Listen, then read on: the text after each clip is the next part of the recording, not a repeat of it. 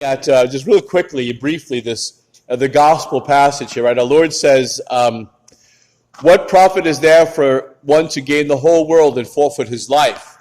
If you've ever seen the movie, the Man for All Seasons, St. Thomas More, he was put into a trial, and it was a false trial, and then he had somebody come out and lie about him, this man Rich. And so he lied, and at the trial he's lying, and so the man Rich was wearing this kind of a symbol. So Thomas More said, "Can I see that symbol?" And he goes, "What is this?" And he says, "Richie Rich has been made the something of Wales." And Thomas grabs it and says, "Rich, what does it profit a man to gain the whole world and forfeit his soul? But for Wales?" Like you forfeited your soul for Wales by lying in court. That was on a side note. I just want to talk about that first reading today. You know, St. James is very powerful here because he speaks about really strongly the need for works. It's not enough to say we believe in God. That has to be shown in our works. We need faith and works together. It's a both and. It's not an either or. And St. James is really pushing the fact that we need to be active in caring for one another. We need to be very active in our showing our faith through good works. Now, he's not just pulling this out of the air. He's reflecting upon our Lord's words himself. Remember in Matthew 25, our Lord gives that parable of the sheep and the goats and separating the sheep from the goats. And our Lord makes it very clear to the sheep that because they fed him, because they gave him to drink, because they clothed him, without even knowing they were doing it for Christ, but simply by serving others, they were serving him, and they receive eternal glory. And to the goats who didn't feed him, clothe him, visit him in prison, care for him when he was sick, in the poor, those who didn't went off to eternal damnation. They were condemned because they failed to do anything for the Lord, even for the poor, and even serving the poor, serving Christ. Makes me think of Mother Teresa, that conversation I had with her, and she spoke about that first man she took up off the streets. He said to her, "Why are you doing this to me?" And she said, "Because I love you." She didn't hear the man saying, "Why are you doing this?" She heard Christ in him. And she responded to Christ in the poor. This bishop tells the story of when he was a young priest who went to visit Mother Teresa before she was famous, and he went to go visit her, and he arrived there, and she goes, "Oh, Father, come, you must come to see Jesus. Hurry up. And so she grabs his hand, and he's like, "Okay, we're going to go to the chapel." Well, they pass right by the chapel, and they go to the room of the sick who are dying.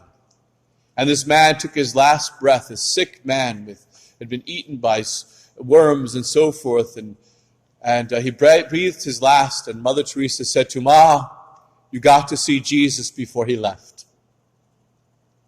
It's beautiful of being able to see Christ in the poor, in the needy, and to serve them, serve Christ in the poor and the needy. When we're serving them, we're serving Christ. You know, the church has defined for us so beautifully 7 corporal and 7 spiritual works of mercy. Things that we should be doing regularly when we're able to, in the ways we're able to.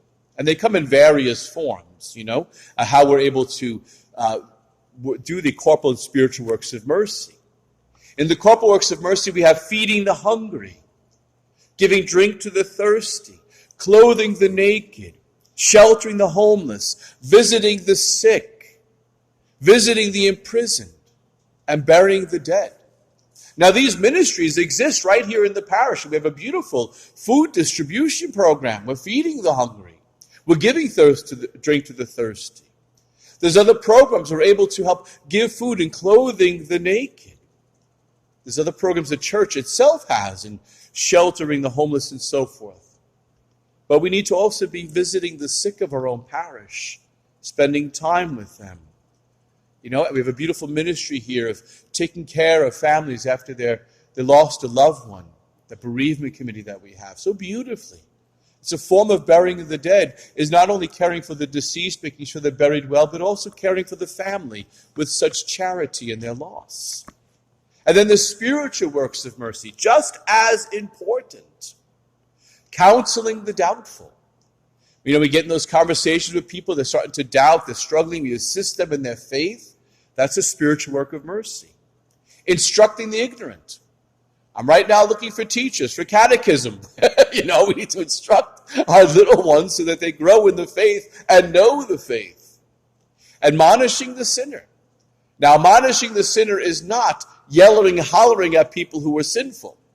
There was I used to go and pray in an abortion clinic in Indiana, and there was this church there that thought that was their ministry, was to admonish the sinner, and they would just yell at the girls who were going in to have abortions.